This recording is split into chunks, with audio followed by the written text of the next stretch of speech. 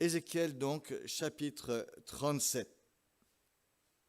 Je crois qu'on a fait une petite inversion de PowerPoint.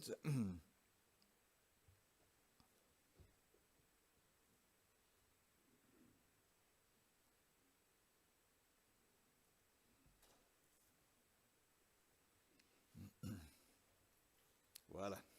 Merci beaucoup. Voilà ce que dit le prophète. La main de l'Éternel fut sur moi, et l'Éternel me fit sortir en esprit, me déposa dans le milieu de la vallée. Et voici, elle était remplie d'ossements. Il me fit passer auprès d'eux tout autour. Ils étaient très nombreux à la surface de la vallée et très secs. Il me dit, « Fils d'homme, ces eaux pourront-ils revivre ?» Je répondis, « Seigneur éternel, c'est toi qui le sais. » Il me dit, « Prophétise sur ces eaux. Tu leur diras, ossements desséchés, écoutez la parole de l'Éternel. Ainsi parle le Seigneur l'Éternel à ces eaux. Voici, je vais faire venir en vous un esprit, et vous vivrez.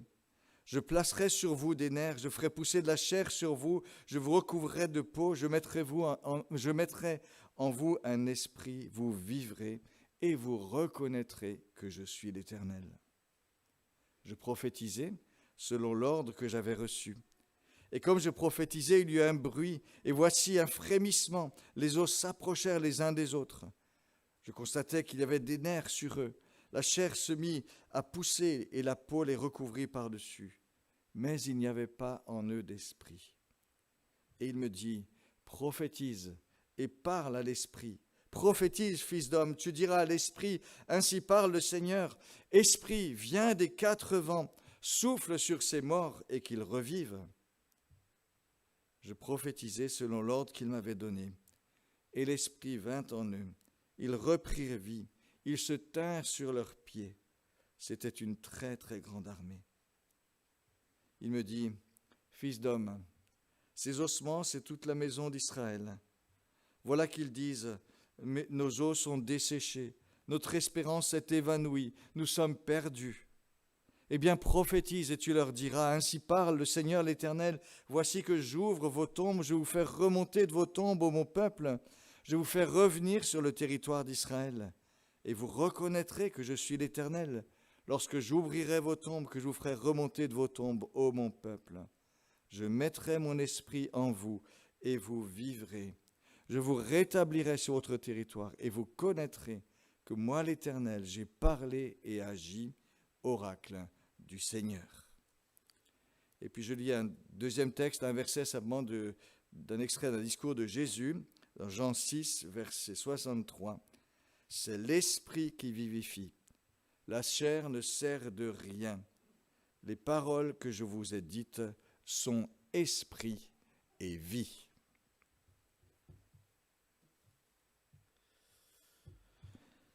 Quelle vision, mes amis! Quelle vision!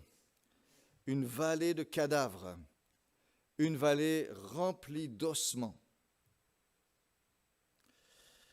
Âme sensible, s'abstenir, pas facile à soutenir.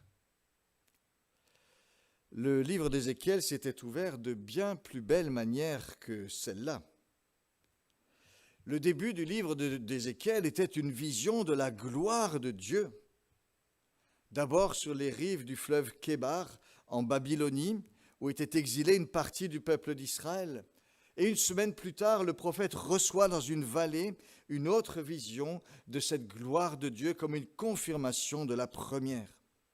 Le Seigneur montrait qu'il restait le même, y compris en Babylonie et en exil. C'était grandiose, plein de lumière, un trône au-dessus d'un char, aux roues immenses, en pierre étincelante, en signe de la majesté du Seigneur, de sa liberté. Et au-dessus de tout cela, une figure rayonnante, dont l'éclat se diffuse comme un arc-en-ciel. Ça, mes amis, c'est de la vision. Ça, c'est de la vision. Mais une vallée d'ossements, quelle tristesse! Quelle tristesse!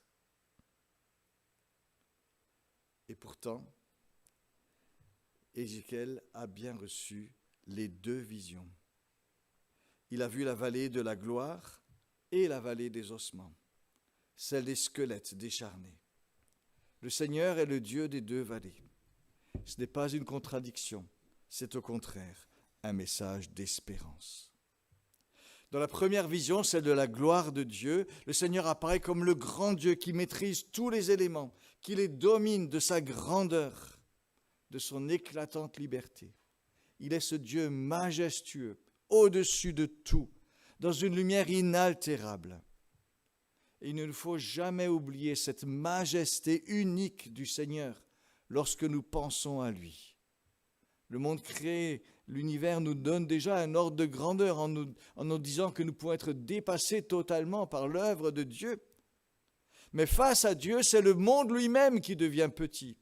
Tellement grande est la majesté du Seigneur. Et c'est ce qu'exprime cette vision du trône de Dieu porté par toute la création.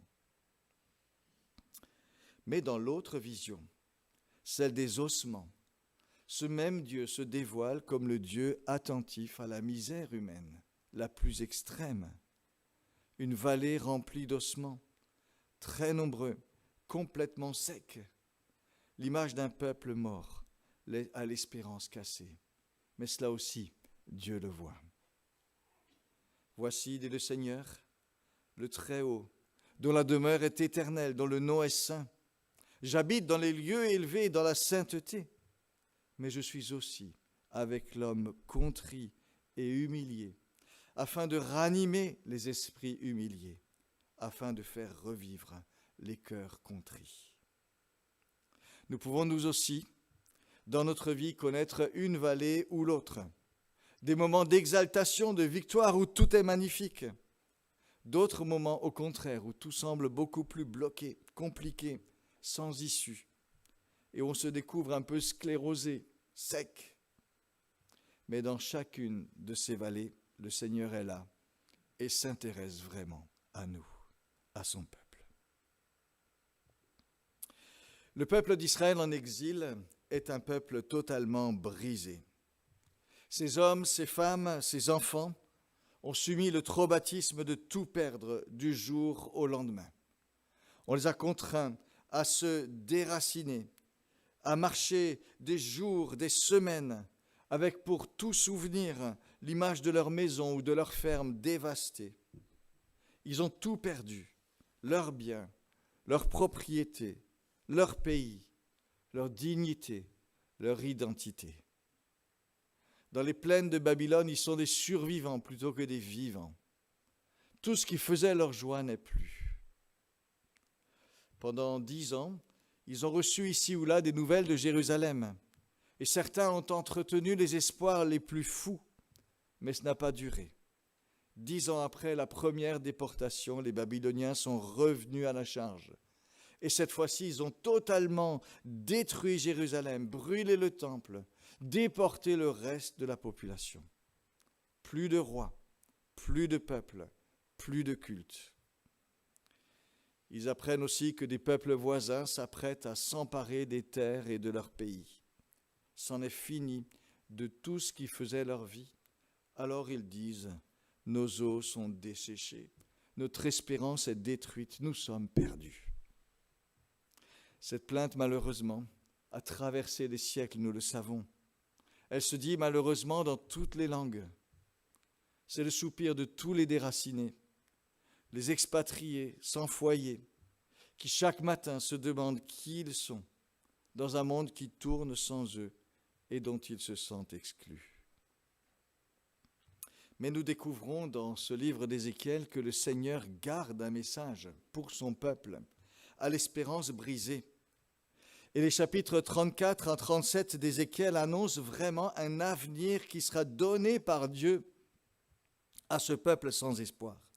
Un avenir fondé sur l'action, sur la fidélité de Dieu. Le Seigneur promet qu'il sera lui-même qui viendra pour être le berger de son peuple, en leur envoyant un nouveau David, un bon berger.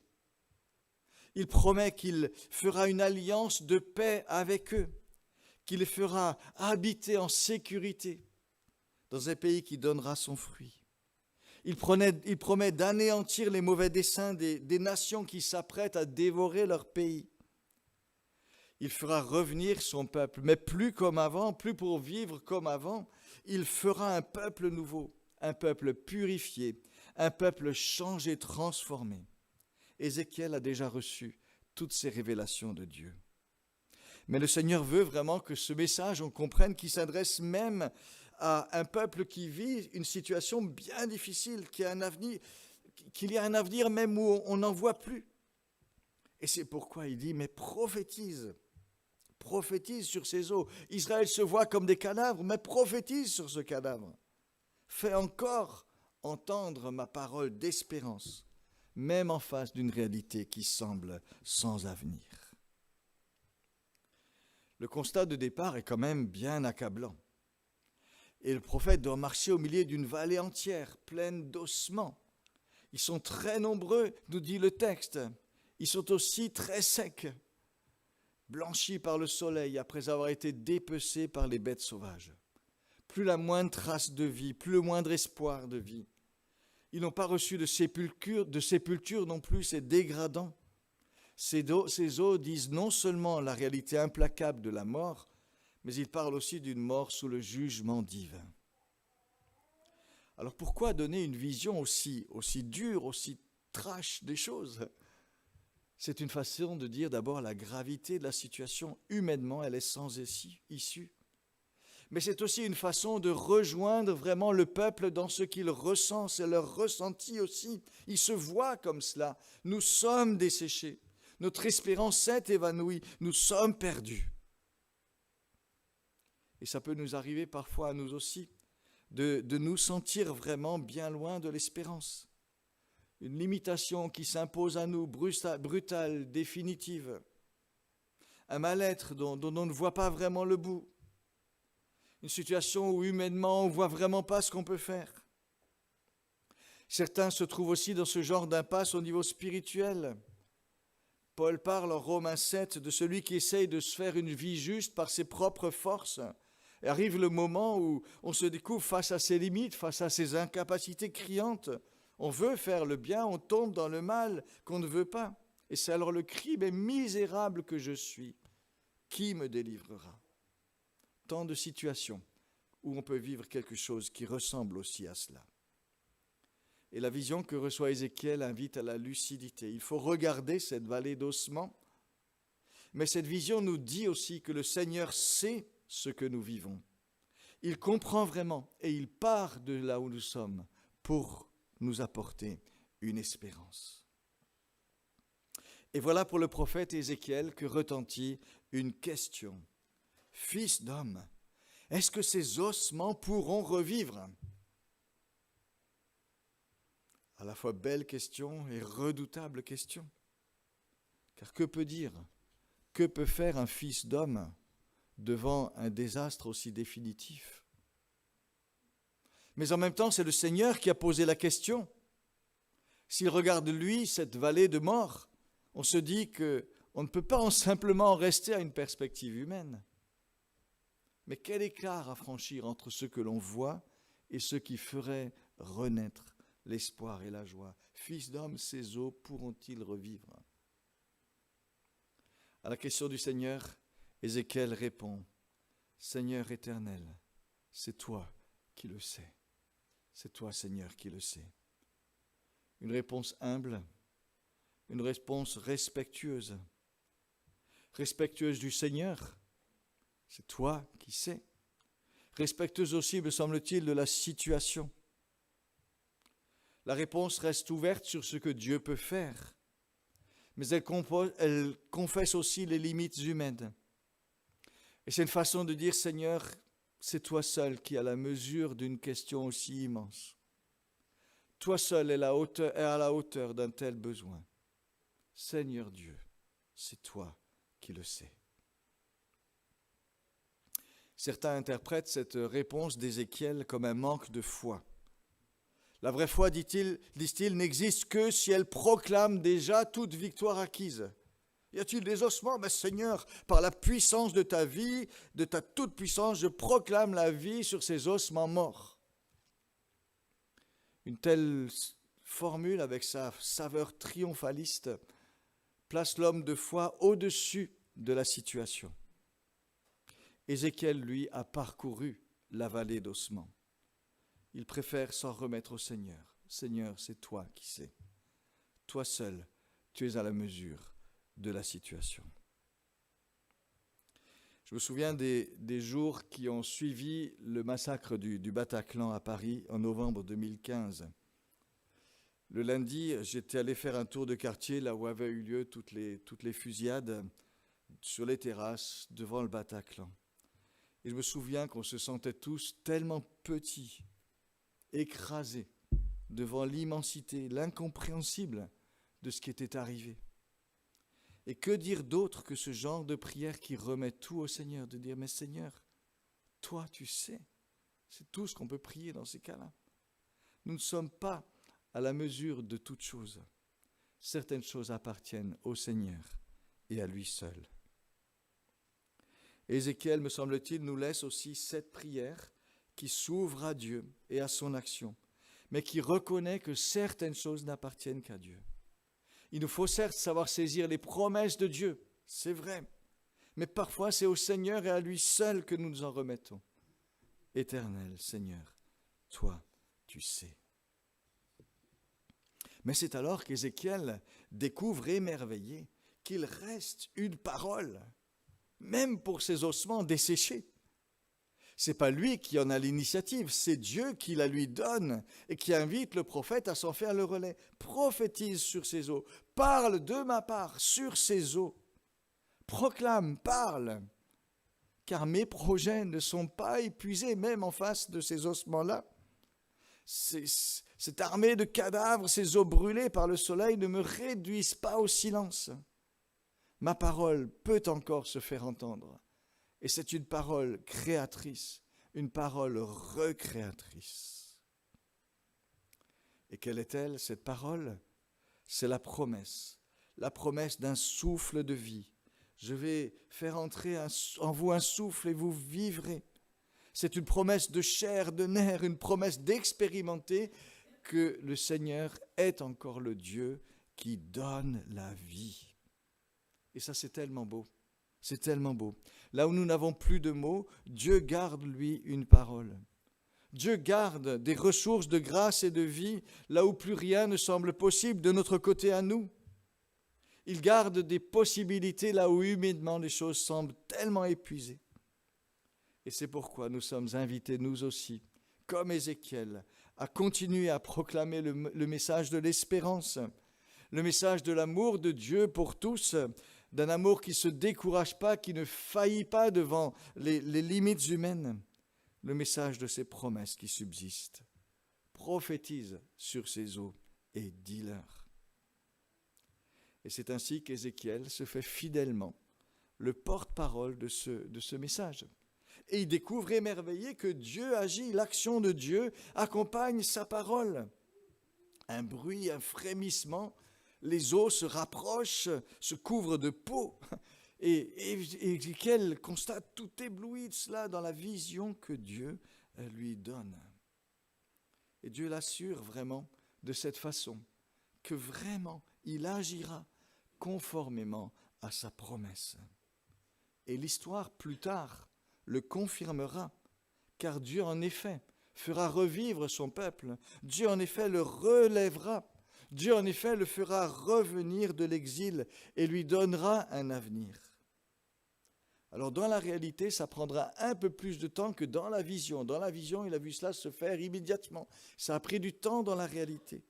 Mais la vision était là pour dire, voilà ce que Dieu dit, il le fait. La façon dont la vision s'inscrit dans l'histoire des hommes est progressive à des étapes, mais la parole du Seigneur s'accomplit sûrement. Et le prophète Habakkuk nous invite à garder cette confiance toujours. Oui, la parole, la promesse de Dieu, elle aspire à son terme. Elle ne décevra pas. Si elle tarde, attends-la, car elle s'accomplira. Elle s'accomplira certainement.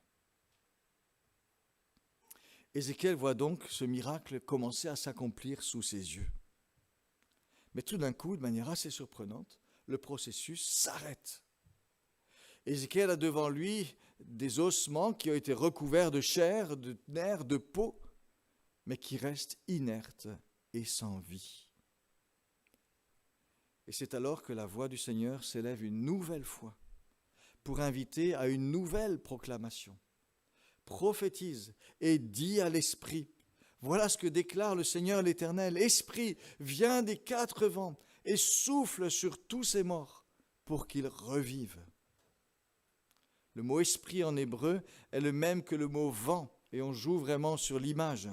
L'esprit est comparé à une brise, à un souffle qui apporte la vie. Et tous ces différences, le texte joue sur ces différents sens du mot, qui signifie tantôt le vent, tantôt le souffle de vie, et pour désigner ou qui peut désigner l'Esprit de Dieu. Mais tout cela se fait en deux étapes. Il faut une intervention particulière du souffle de Dieu pour que tout cela prenne vie. Et on se souvient ici du récit de la création de l'homme en deux temps, en Genèse 2. D'abord un corps comme façonné de la poussière et puis le Seigneur qui donne son souffle de vie. Deux temps pour distinguer deux plans. Dans notre texte aussi, les deux étapes distinguent deux plans. La restauration d'Israël se fera à deux niveaux. D'abord, le retour de l'exil babylonien, retour physique des exilés sur leur terre. Ça correspond à la reconstitution des corps qui avait été décrite. Et puis une deuxième étape où vraiment le peuple de Dieu est restauré intérieurement, vivifié du point de vue spirituel par l'action de l'Esprit de Dieu.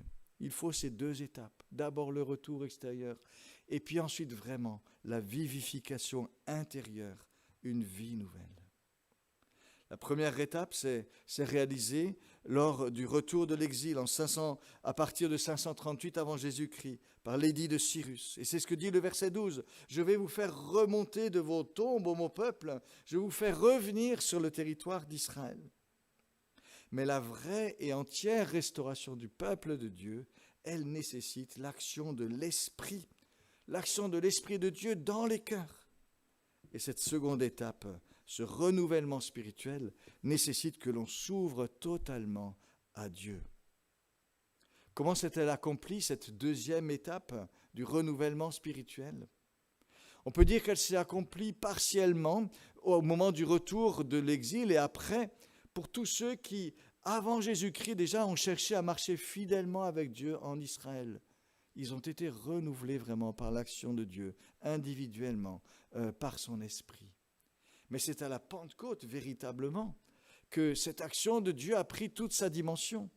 Lorsque le Christ ressuscité, remonté au ciel, a répandu son esprit. 120 disciples de Jésus sont réunis autour des 12 apôtres. Ils forment la base de l'Israël qui a reconnu le Messie, qui a reconnu ce nouveau David, ce Dieu berger de son peuple qui était venu en Jésus-Christ. Et ils reçoivent maintenant le don du Saint-Esprit. Et ce jour-là, 3000 personnes, dans une grande majorité de Juifs, croient en Jésus et reçoivent le Saint-Esprit aussi, cette vie nouvelle. Et on découvre aussi ce jour-là que l'horizon du peuple de Dieu s'élargit à partir d'Israël.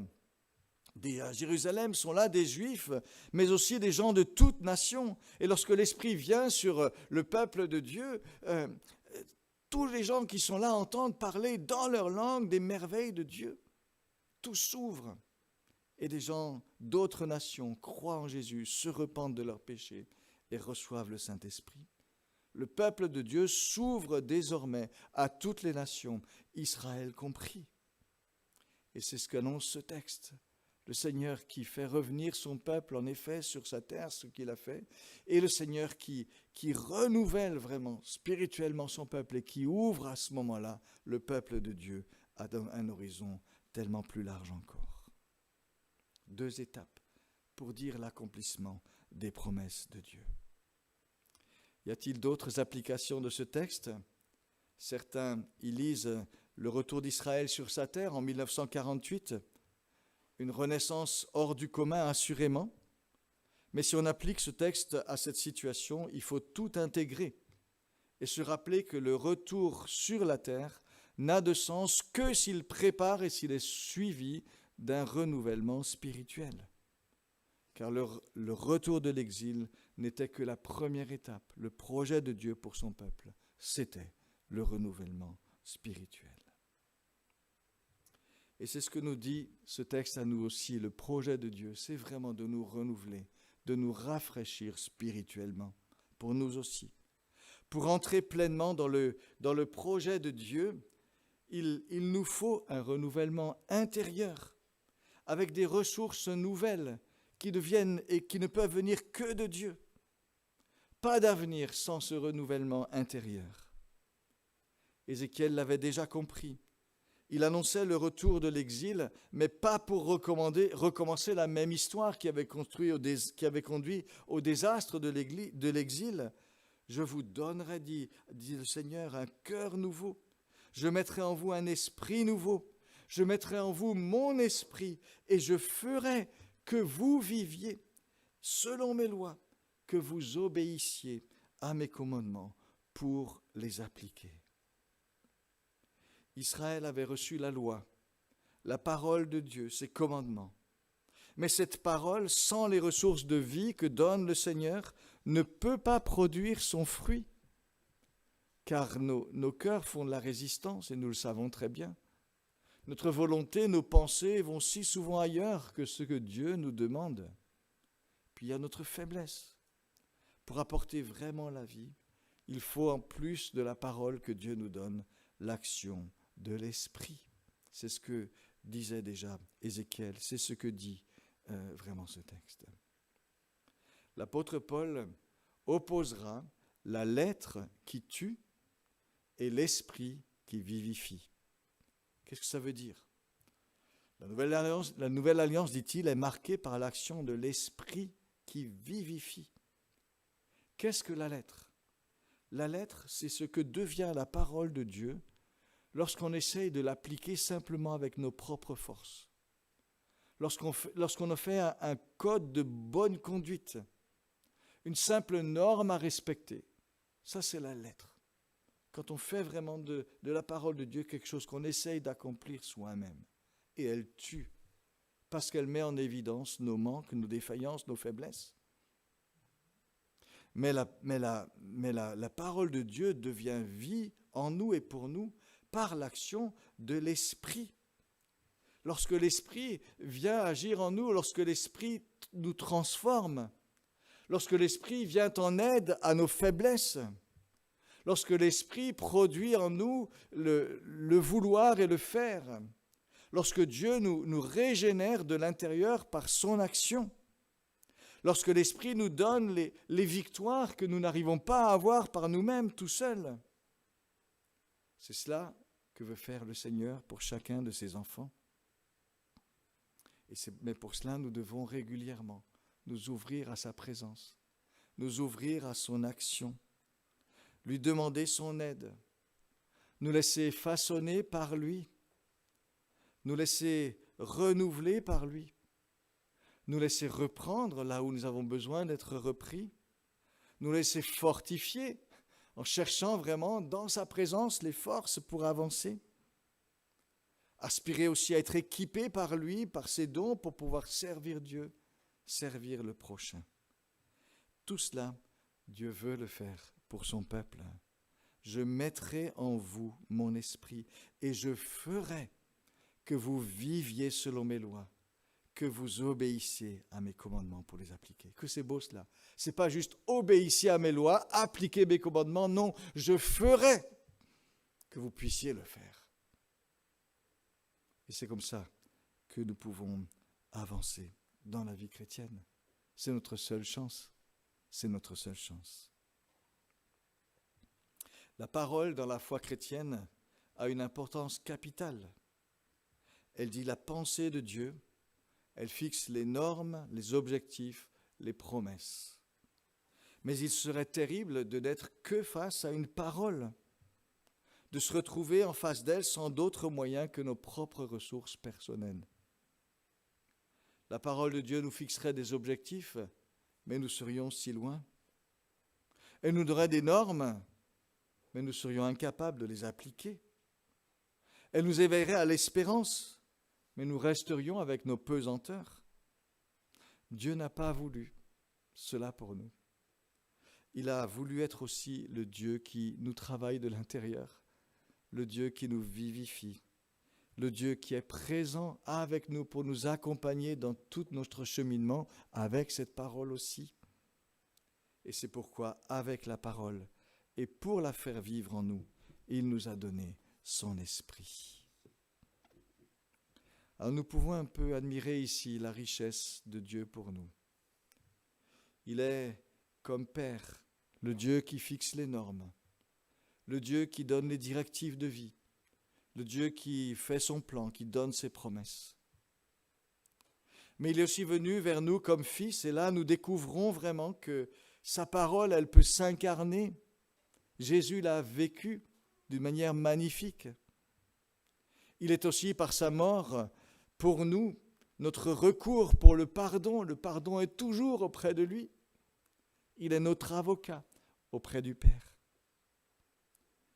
Mais Dieu a voulu faire plus en nous, encore en nous et pour nous. Et c'est pourquoi il vient en nous par son esprit, pour vraiment produire la vie nouvelle, nous régénérer, nous donner de l'intérieur les ressources pour marcher selon le Père et comme le Fils. Quel bienfait que cela, quelle richesse pour nous. Ça change tout dans la vie chrétienne.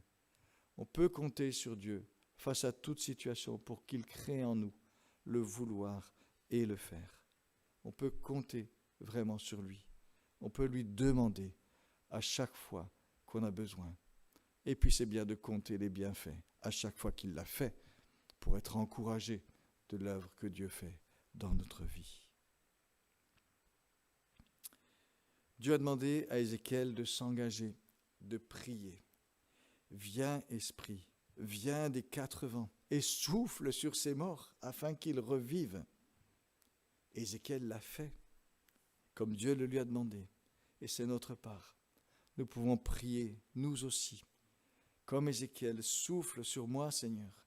Souffle sur moi pour que je vive. Souffle sur nous, Seigneur, pour nous ranimer, nous redonner tout ce dont nous avons besoin, toutes ces ressources qui nous sont tellement indispensables. Souffle sur nous, esprit de sainteté. Souffle sur nous, esprit de vie. Souffle sur nous, transforme-nous. Souffle sur ce qui en nous est bloqué, sclérosé peut-être. Souffle sur ce qui en nous doit être redressé. Souffle, Seigneur, pour apporter ta vie, tes ressources, ton renouvellement, ton espérance aussi. C'est l'Esprit qui vivifie, dit le Seigneur Jésus. Et les paroles que je vous dis sont esprit et vie. Seigneur, à quel autre irions-nous qu'à toi? Tu as les paroles de la vie éternelle. Amen.